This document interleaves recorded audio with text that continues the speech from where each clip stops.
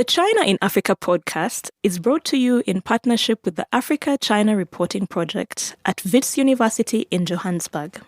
The ACRP aims to improve the quality of reporting on Africa-China relations through reporting grants, workshops, and other opportunities for journalists. More information at africachinareporting.co.za and our dedicated training website at africachinatraining.com. Hello and welcome to another edition of the China in Africa podcast, a proud member of the Syndicate Network from SupChina. I'm Eric Olander, and as always, I'm joined by Cobus van Staden, the senior China-Africa researcher at the South African Institute of International Affairs in Johannesburg, South Africa. A very good morning to you, Cobus. Good morning. Cobus, today we're going to be talking about China-Democratic Republic of Congo relations. Now, this was a very important topic last week when Chinese Foreign Minister Wang Yi was on his 5-nation week-long tour of Africa. Already, this guy he's a travel mania right now because he got back in less than 48 hours later from coming back from Africa. He was back on the road in ASEAN here in my neighborhood in Southeast Asia. But while he was in the Democratic Republic of Congo in Kinshasa, he made a number of announcements that in many ways, to me, when we look back at the whole trip, stand out as one of the most important, if not the most important stops on his 2021 visit. So let me just run through some of the things that they got accomplished during this, again, a brief 24-hour layover in Kinshasa. One of the announcements was the fact that China canceled the DRC's interest-free loans that matured in 2020. Those were worth about $28 million. Now, while that sounds magnanimous, consider the fact that those grants represent less than 5% of China's loan portfolio in the DR Congo. And also the Chinese have been canceling these interest-free loans and these grants quite a bit, so it's not that exceptional. And when you put it into the bigger picture, since 2008, 2009, the Chinese have extended about $2.4 billion in loans, mostly in the power, transportation, and mining sectors. That's, of course, data from the China-Africa Research Initiative. So that's the bigger context there. But the highlight of the trip and of all the announcements that they did during the talks with President Felix Tshisekedi and Foreign Minister Maritumba Nzeza was the inclusion of the Democratic Republic of Congo as the 45th African country to join the Belt and Road. Now, that's a pretty big announcement, and Botswana became the 46th country in Africa to be part of the BRI, and there was a lot of attention given to that announcement. We'll talk a little bit more about that. Oh, and one more thing. This was my favorite part. China will also pay to refurbish the Congolese Foreign Ministry building in Kinshasa. So our good friend Joshua Mazurvi over at the Heritage Foundation, who tracks Chinese infrastructure and government building diplomacy, will have one more building to add to his list. Also, don't forget that China is already paying to build a massive new arts and cultural center in downtown Kinshasa. This thing is just huge at 36,000 square meters. And so lots of building going on in the Democratic Republic of Congo. Now, when we look back at the relationship right now, and especially in the trade aspect of it all, you would think that the COVID-19 pandemic would have had an impact on trade, but it actually hasn't. The latest data that we have is in the first half of 2020, bilateral trade between the China and DRC actually went up 8%. And it's really a testament to the fact that the DRC is becoming much more important to the Chinese. And there's really one word, in my view, that explains why, and it is cobalt.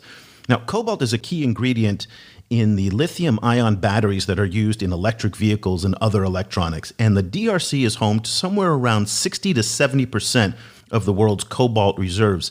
Last November, consider this, China's National Food and Strategic Reserves Administration announced that it would buy 2,000 tons of cobalt to begin stockpiling the strategic mineral.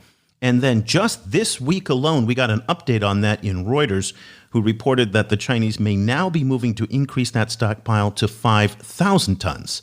So really more than doubling of that stockpile. That has forced the price of cobalt up. And I got to tell you, almost every month, but maybe every few weeks now, there's been another new announcement about a Chinese cobalt mining deal in the DRC. And what's interesting is that the Chinese are solidifying their dominance up and down the cobalt supply chain, from the mining to the shipping to the processing back in China. And I have to be honest with you, Cobus, given how important this particular commodity is, I mean, it's really critical for all the next generation transportation technologies, all those Teslas that are on the road and all those electric vehicles. And so many of the electronics that we use require cobalt and tantalum and some of the strategic minerals coming out of the DRC. I have to be honest with you that I'm surprised that the US and Europe aren't moving faster to get into this market. It's so important that it just can't be overstated. And think about it this way in the geopolitical terms here. One theory that's been circulating is that China is really trying to build up this stockpile of cobalt to such an extent that the US and Europe simply can't compete. Now, if the US cuts off supplies of semiconductors to China, as it's been threatening to do, then the Chinese could retaliate with cobalt, for example. That would then cripple big parts of the electric vehicle industry in the US and Europe. So I know, Cobus, that African governments have said repeatedly that they don't want to be in the middle of another great power struggle, but it really seems that the DRC is once again heading in that direction. Yeah, and I mean the DRC was, in that time Zaire was at the center of kind of Cold War, Soviet US wranglings decades ago. I think, I agree with you that this is really, the stockpiling is really a notable thing, and we already saw, a few years ago when China had a spat with Japan that it was willing to use supplies of rare earth minerals, cutting them off from Japanese industry, that they were willing to kind of weaponize these kind of stockpiles before. So it's going to be very interesting to see how it plays out. I agree with you that I think that Western players should kind of pay a lot of attention to this.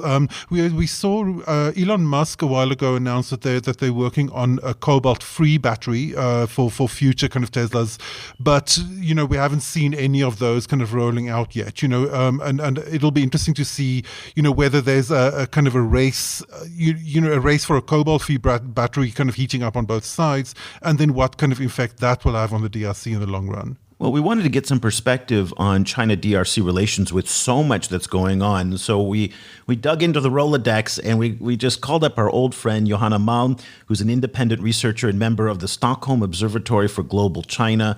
Longtime faithful listeners of the show will remember Johanna back on the show 8-9 years ago, talking to us about China-DRC relations. Back then, we had Johanna talking about the research that she's done in Kinshasa and in the eastern city of Lumumbashi.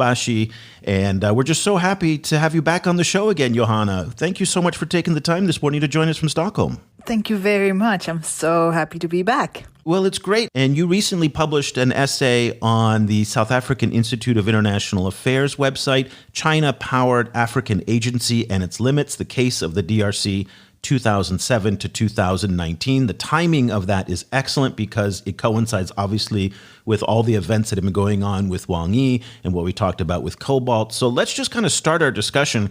There's a lot going on. It's becoming a much more strategically important country to China, both because of its location and its minerals, and also the fact that relations between the Tshisekedi government and the United States appear to be improving now that former President Joseph Kabila is no longer in power.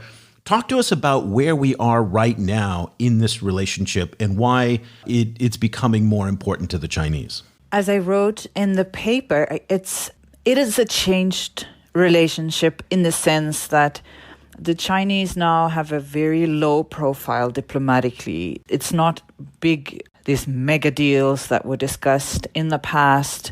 One of them, Sikomin, actually did materialize. Other mega deals that were discussed have not materialized. It's not your big rhetoric. It's a very low profile diplomatically, but it's a strong interest. As you say, the China's strategic interests in the DRC are still strong. I don't know to what extent, it has increased. I would say it's been very strong throughout, ever since, the elections in 2006. But yeah, I think you're right that, that Congo is very strategically important, and the way China is engaging in the mineral sector really has changed in the sense that all those acquisitions that you talk about in the mining sector are really now acquisitions that you get into joint ventures with other actors rather than, the kind of direct investments of the past. That was more... It's very complicated to do these kinds of investment.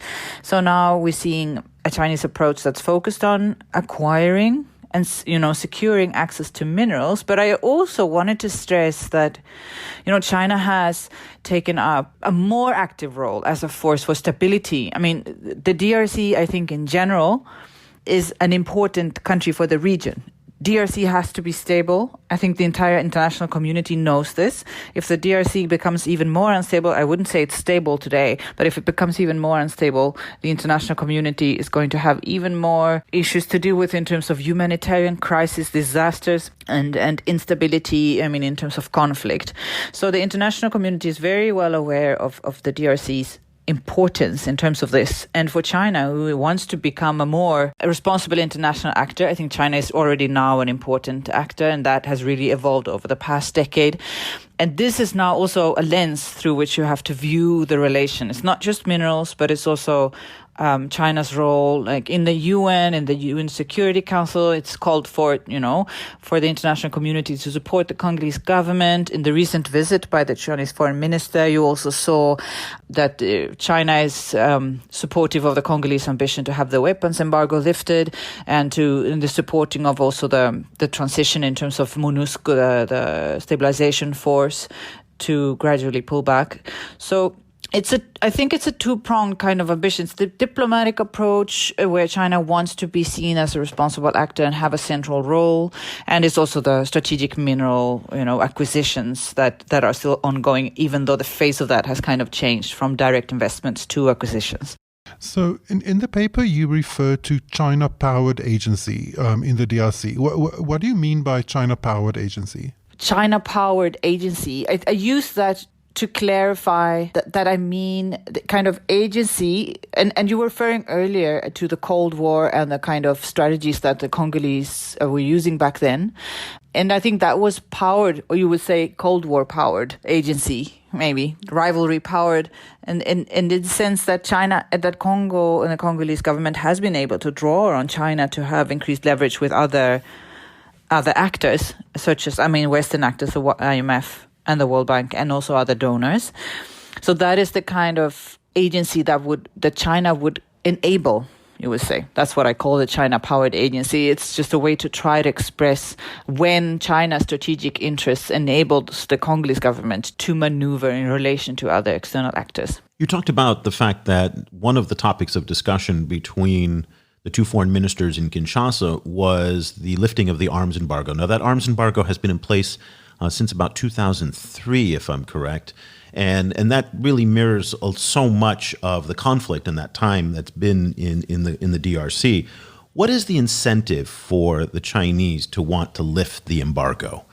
Do they want to sell weapons to the Congolese? Do they think this is something that will help the Congolese? And is it the right thing to do, in your opinion, as someone who's been going there for the past 10, 15 years? Because of the non-interference policy, what China does and continues to do is to show that they support the incumbent, that they support the incumbent regime and the government and the government's aspirations. And I think I see this as part of that lens, In the paper, you point out that at present, over the last 10 years or so, we've seen a relatively smaller presence of the Chinese state, and rather China has been represented frequently by Chinese companies, frequently through mergers and acquisitions. How have you seen the engagement of China in the DRC change, over the last 2 decades? This is a very interesting case, I think, of how one can use an African case to really mirror what China is doing globally. I think it's fascinating to see that, China's, the early days of going out, China was really bullish is the word I use in the paper, because you were really optimistic when you go out and, secure new markets. And this is the way we're going to learn. And this is exactly what happened in the DRC. Now we initiated a big deal that would implicate our own companies, our own banks. We would invest, we would create strong links.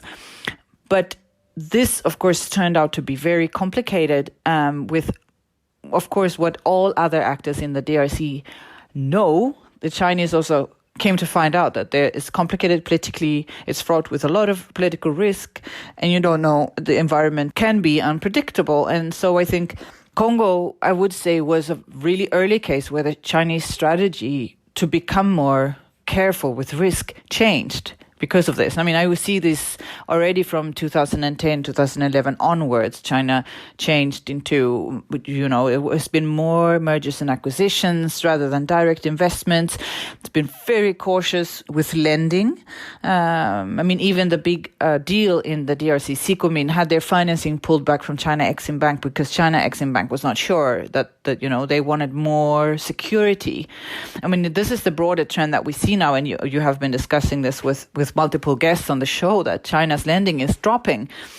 So, but in the DRC, we saw this happen earlier because of the risks. I think this is a kind of an environment which is such high risk that China's reduced appetite for risk will show very early on. So that is what we've seen in terms of investments, but also in terms of China's role as ambition to be a responsible international actor mirrors also very interestingly in the DRC, because of it turned out that the idea to lend at commercial terms and not deal with the IMF on this, do it on your own, as it were, with Sikomin and the early days, 2007 until 2009-10, it did not work out very well it couldn't combine very well with the ambition to be a responsible international actor, because of course everybody else got angry, all the Western donors and the IMF.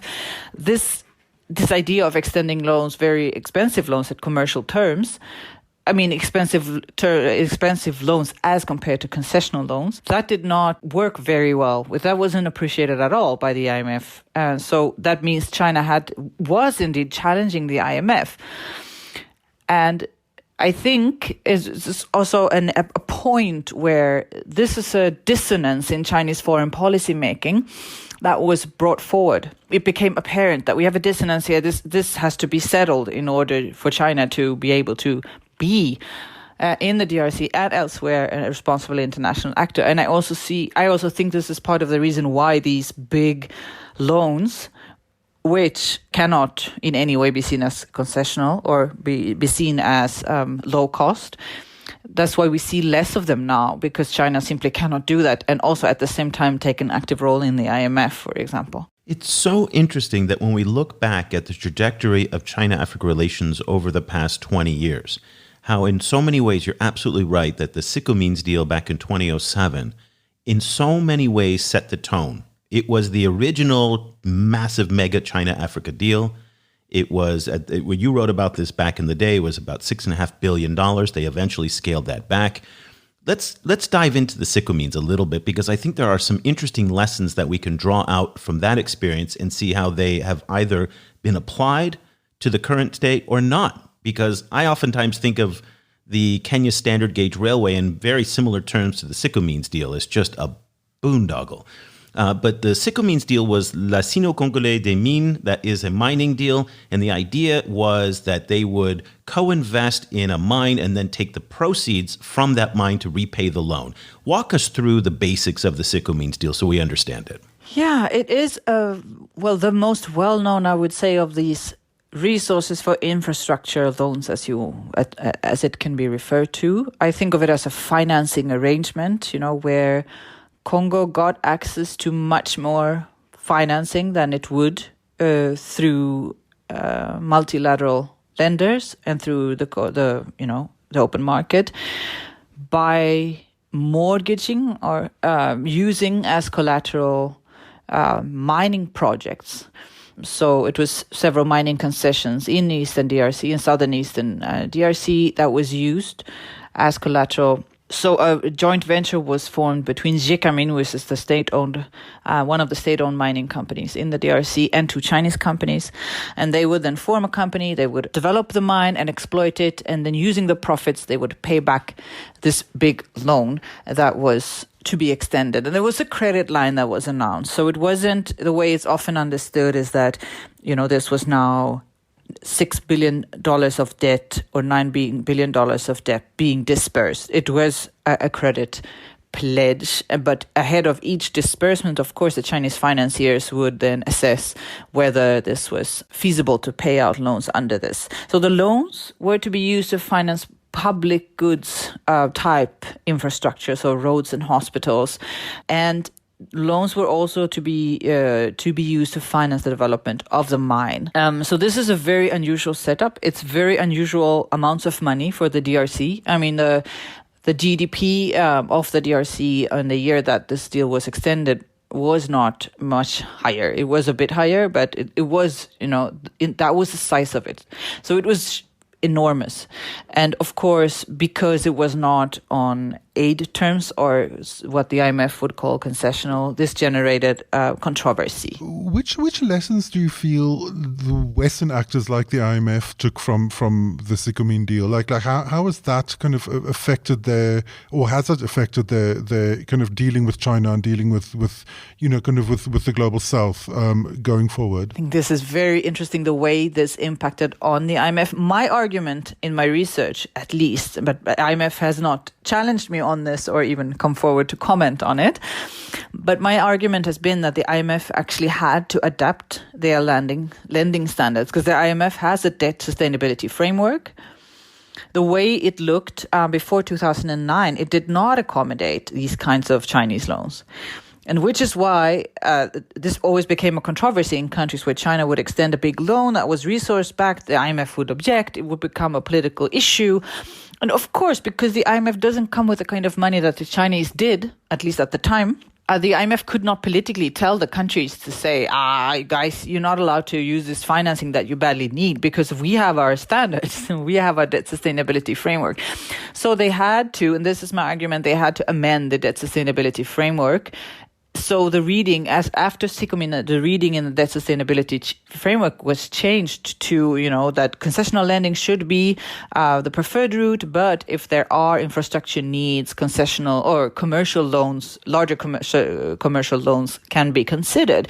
And what I think is that the IMF did this to retain their own political relevance, because if they, otherwise they would make themselves politically irrelevant. If they were to challenge every Chinese deal that came through, it just wasn't going to work. So this is what they had to do to accommodate Chinese loans. However, I think this challenge to the IMF has become much lesser, or I don't even know. I haven't heard of any big challenge to the IMF for these. As you have reported also and discussed in your previous shows, that Chinese lending is decreasing. China is very not at all interested in risk in that same way. And these, of course, big loans represent a big risk. I wouldn't say there's a Chinese challenge to the IMF anymore, as it was seen back in 2007, 2008. In many ways, the Chinese and the IMF are actually working much closer together. So we just had an announcement this week that the Chinese have given a 3-year debt repayment holiday to Angola, and that cleared the way for a $470 million IMF package that came in to the Angolans. There was a very similar story in Zambia as well, that the restructuring of some of the Chinese debt then opened the pathway for talks with the IMF. So in many ways, the IMF and the Chinese are starting to work much more closely together on these debt issues. That was definitely not the case, though, 10 years ago, 15 years ago, when you were writing about Sino-DRC. I think in many ways, it was a different time in our history. The Chinese were brand new. No one knew what they were doing. But now we know more about what the Chinese strategy and their methods in Africa. When you look at what's been going on in the DRC and then extrapolate that to other places and other parts of Africa, what similarities and differences do you see? First of all, at least in the DRC, it's clear that they have changed approach diplomatically, that they are very cautious, that diplomatically they have such a low profile, you cannot even see that the diplomats are there, from what I understand. In the interactions in Kinshasa, they keep a super low profile, and they did not do this in the past. During the Sino-DRC controversy, this is 2007, 2008, 2009, the ambassador was super active. He was in the media, he was talking, I met him several times, he was explaining, he was defending, he was speaking, in his excellent French. And you don't see the Chinese diplomats doing that now. So I really see they have shifted. And I don't know to what extent, this is something that you can see in an overall, note in terms of Chinese diplomats, but in the DRC, this is definitely the case. They are more discreet, and also the fact that they are they have shifted to mergers and acquisitions. It's a very clear shift. And this, of course, is because it's very complicated to do direct investments in the DRC. And I think this is the broader trend that Chinese companies are using to invest through mergers and acquisitions as a way to learn. China, as I see it at least, has learned a lot. One often thinks, I mean, you're referring to this, decade that has passed, or 10 to 15 years that have passed since the first meeting, forum on China-Africa cooperation. It is a very short time. In international politics, a decade is really nothing. But for China, this decade has meant an enormous change. And I think one often fail, at least as a Western audience, fails to acknowledge this or fails to see that China isn't static. There's big changes going on. There's an intensive learning curve. And that's why I wanted to highlight, take a broader, as in this paper, I wanted to put the starting point for the analysis at before 2010, just to show how quick this change has been and how much this implies learning, how much this means adjusting, and also in terms of the fact that now China is more and more a responsible really acting actively in the DRC. I mean, they are diplomatically with a low profile, but they have a strong presence and are very committed to the regional dimension through the special envoy to the Great Lakes region, SIA. And also that they are, in the UN Security Council has been supporting the Congolese in their endeavors. So I think, I'm not sure that all of this is things they learned in Congo. Maybe it's, what happens elsewhere that is reflected in Congo. But in any case, looking at the DRC case study, all of this is showcased, which I think is really interesting. So this with Wang Yi's recent visit, the DRC also joined the Belt and Road Initiative, and this is an interesting moment because on the one hand we're seeing sharp kind of ratcheting back of Chinese lending, particularly infrastructure lending, but at the same time there's a lot of kind of rhetoric being put behind the BRI, including the new white paper on international development that the Chinese government put out recently. So how do you see, kind of as a country like the DRC joins the BRI, like what is in the BRI for them at the moment, and how do you see this kind of like Africa-China BRI, kind of expansion? How do you see it shifting in the future? Well, I don't know. My thinking around the BRI for Africa has been that it really doesn't represent anything really new. It is integrating what was happening under the Forum on Africa Cooperation umbrella, so the FOCAC umbrella, into an Africa context. Because as we see, loans and investment and earnings of Chinese construction companies, all of that increased until 2013. This is when the BRI was launched. But then it peaked. It's not like it's going down, but it's peaked. So there's no real BRI effect on Africa. And I think now 45 countries have signed Memoranda of Understanding for the BRI. I don't necessarily see that it's going to change. I think of it as a foreign policy vision. It's a way to gather, all Chinese global engagement under one umbrella. And it's another umbrella than FOCAC. But I think for the DRC, I don't necessarily see this changing anything. I don't see that this is now going to offer, to help the DRC get more loans or big deals or anything like that. It's more to say that you're strategically important to us. And as you're saying earlier on, that, of course, the fact that the Chinese foreign minister comes to the DRC really goes to show how strategically important the DRC is for China. And bringing the DRC into the BRI is part of that. But, as we have seen also, Kenya has had the standard gauge railway financed under the Belt and Road Initiative. But for the third tranche of that, China hasn't been wanting to extend loans because of, there were certain feasibility studies and certain commercial viability aspect that China just didn't find strong enough. And China thinks, of course, Kenya is strategically important for China, but China is going to be very cautious in terms of extending loans. And I think it's going to be the same for the DRC. So strategic importance, but not necessarily big change as part of the BRI joining. As somebody who's followed China-DRC relations from the early days in the mid-2000s, help us understand where you think this is actually going. Based on where they've been, based on what we know with the BRI and the announcements that Wang Yi, did, and also, again, taking into account the strategic importance of cobalt and tantalum and coltan and those minerals. Where do you see this relationship going in the next few years? That's the million-dollar question, huh? But I would think that this direction it's going now is pretty stable. I was writing in the paper that I see China as a stable partner for the Congolese government, but it's a low-profile partner, and it's one that's going to favor locally owned, solutions. It's not going to put in external pressure into that or the other direction, as other actors actually do in the DRC. But so that China is going to remain that partner, very stable partner. And China is also going, I think, increasingly to take up a role in terms of the UN and the UA's dealings. And and I was mentioning earlier the special envoy for the Great Lakes region for the UN. That appointment also goes to show that this is really important for China. So China is going to be that long-term, stable but discreet partner that's going to invest through, I think, increasingly mergers and acquisitions, and I agree fully with what you were saying.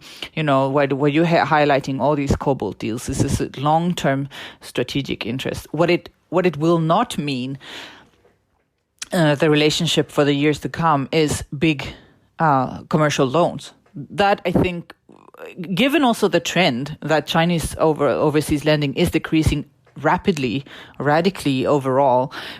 I think we can safely say that this is not going to be. I mean, I can be proven wrong, but I would be surprised if there would be big Chinese loans extended on commercial loans terms to the DRC in the years to come. That is not the way this partnership is going.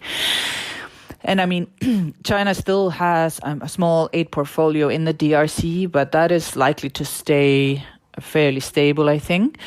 So it's more through mergers and acquisitions and a partnership in terms of stability that we're going to see China-DRC relations going. That would be my guess. And just a little footnote, you're talking about the UN relationship, which is very important. Back in July, DRC was one of the signatories that praised and supported China's actions in Xinjiang.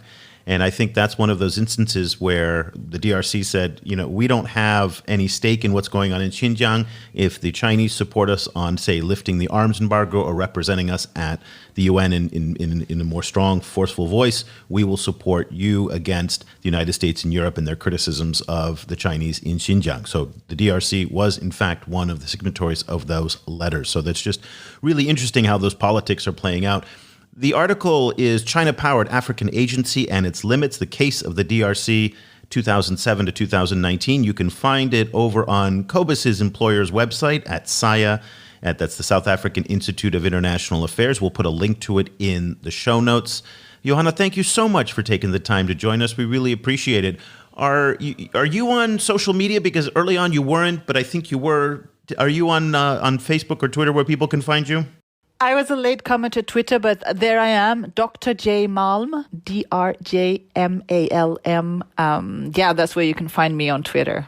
I was a decade later than you, but there I am. Yes, it was a little bit later, but you're finally there. Dr. Malm is an independent researcher and member of the Stockholm Observatory for Global China and one of the world's leading scholars on China-DRC relations, who's been following this for more than a decade. And again, we're just so grateful that you took time out of your very busy schedule to join us. We really appreciate it. Thank you so much for having me. Cobus, it's great to have Johanna back on the show again because it anchors us in the history of the China-Africa engagement story. And going back to 2007's For That Sycamines deal, that was the original big resource deal that the Chinese did in Africa. And it's interesting because so much of what happened back in 2007 seems to have kind of stayed with the China-Africa relationship. You are working on a book right now about narratives. And it's very interesting because I think the narratives that were established in 2007 around Sycamines were picked up by then former Secretary of State Hillary Clinton. She talked about the exploitive nature of Chinese predatory lending. She started that back already then. The tension with the IMF. And those narratives are very much consistent and present today, even though the reality doesn't always support the facts on the ground. Yeah, and I think but the DRC occupies a particularly important position in relation to that, because it is also the site of these real kind of very horrific kind of crimes under Belgian colonialism. It's not only that they were horrific, which they were, even on the level of European kind of colonialism in Africa, they were particularly horrific, but also they were quite recent. They were extended into the 20th century. So there is this kind of aspect to the DRC where it is this kind of site of a particular kind of difficult relationship with the West, not through colonialism and then through the Cold War as well. Obviously with the CIA and the Belgians were very involved in the DRC. So there is this kind of historical resonance about China kind of stepping into this role and creating this relationship with the DRC, and then the DRC using China as a way to play it off against Western actors like the IMF. It adds a kind of a resonance, a narrative resonance to the relationship that makes it symbolic in the rest of the world beyond its particular kind of economic size. I found it fascinating that she said that the Chinese diplomatic presence in Kinshasa is very low key. And that reminds me, I used to live in Kinshasa 10 years ago, in fact, to now, 10 years ago, January. Wow, time goes by really fast. And I remember I was working with the U.S. State Department at the time on a media project, and I was hanging out with some U.S. embassy officials, and they said, well, there's a weekly donors lunch that the donor countries go to. And so I just curiously asked, I said, are the Chinese invited to that? They said, oh, no. This is only OECD members.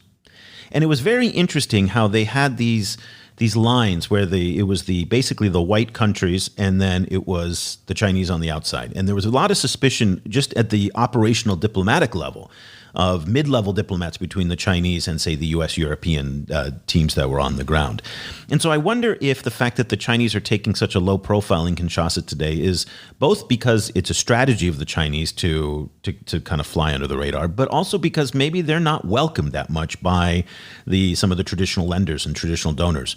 That is probably certainly the case today with the U.S. in Kinshasa. And the U.S., by the way, has an enormous presence in Congo. Just an absolutely huge presence. The aid business is big there.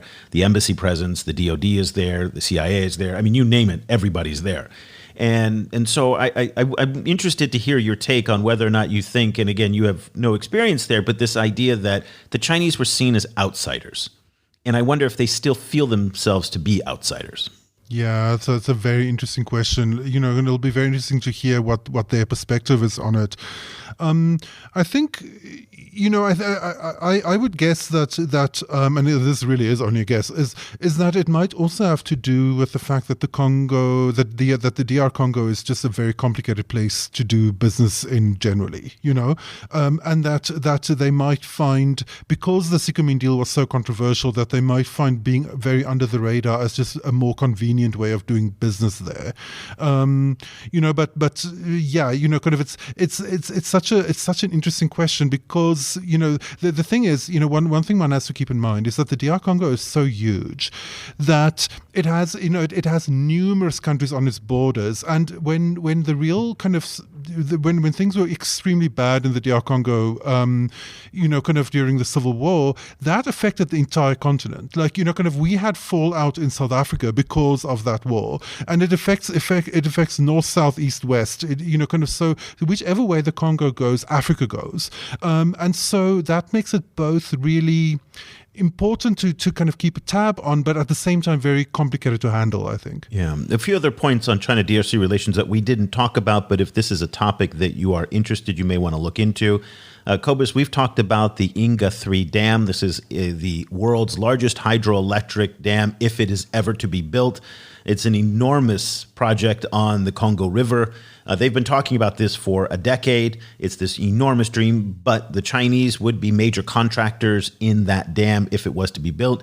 Also, the DR Congo is one of the destinations for Chinese peacekeepers under UN command. Very, very large presence of Chinese, mostly engineering and support personnel, no combat troops that are there, but it's been a major, major destination. And again, let's talk about these minerals. And in so many ways, we've talked about how Africa's commodities are becoming less and less important to China as it's diversifying its sourcing. So, for example, oil buying is moving to the Persian Gulf. All of these other resources, the oil, minerals, and timber that the Chinese have been buying from Africa, they're buying more from South America, here in Southeast Asia, and so forth. But Congo, in so many ways, represents the exception because you simply cannot buy the cobalt in the quantities anywhere else in the world.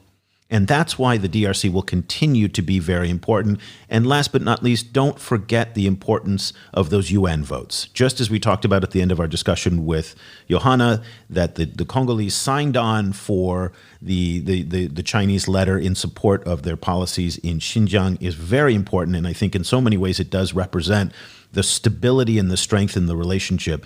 And you were reminded of this relationship when you just drive through Kinshasa. There was a program back in 2010 when I lived there called the 5 Chantiers. There was the 5 construction projects.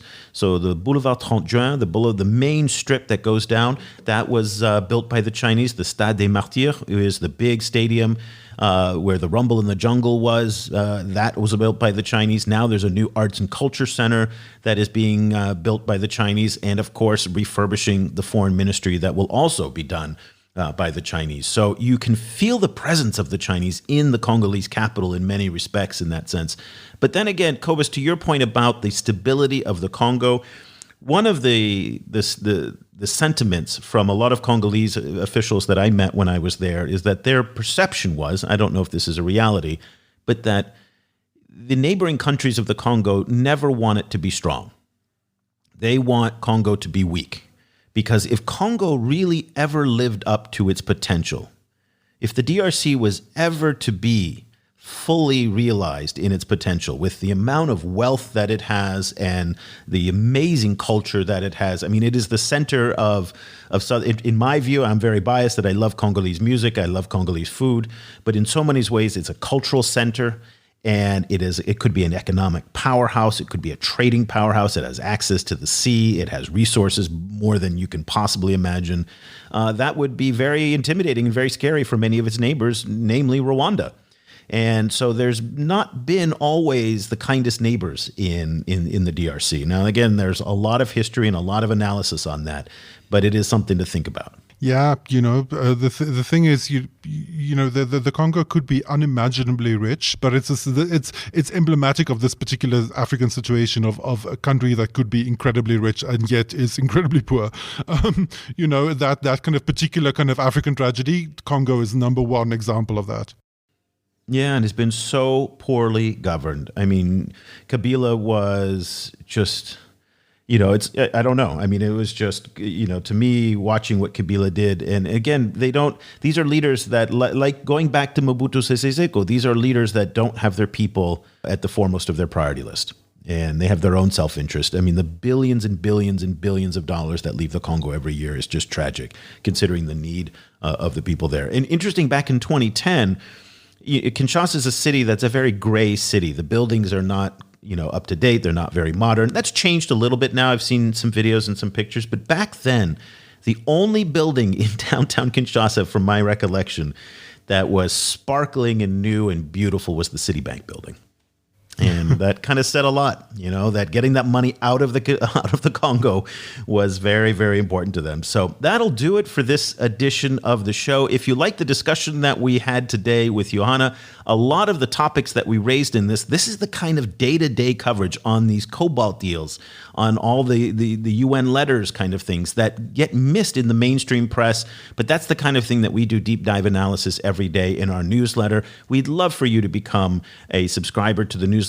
It starts at $7 a month for students and teachers and $15 a month for everyone else. There's discounts for annual subscriptions. Go to ChinaAfricaProject.com/subscription. This is what Cobus and I, or me mostly, do with my entire day. I get up at 6 in the morning and I go until about 6 or 7 at night putting to this newsletter together, and would love for you to join hundreds and hundreds of readers. We're very excited. We're closing in on 700 readers around the world, many in government, in investment banks and whatnot, who are subscribing to this, and we're just so proud of growing this small but very interesting readership that we have on this newsletter. So we'd love for you to join that. And of course, if you have any questions whatsoever, feel free to reach out to Cobus or I. You can find me at eric@chinaafricaproject.com and Cobus, Cobus, at chinaafricaproject.com. So until next week, for Cobus Van Staden, I'm Eric Olander. Thank you so much for listening. The discussion continues online. Head over to facebook.com/ChinaAfricaProject to share your thoughts on today's show. Or follow the guys on Twitter. Eric's at Iolanda, and you can find Cobus at Stadenesque. For more information about the China Africa Project and to sign up for our free weekly email news brief, go to ChinaAfricaProject.com.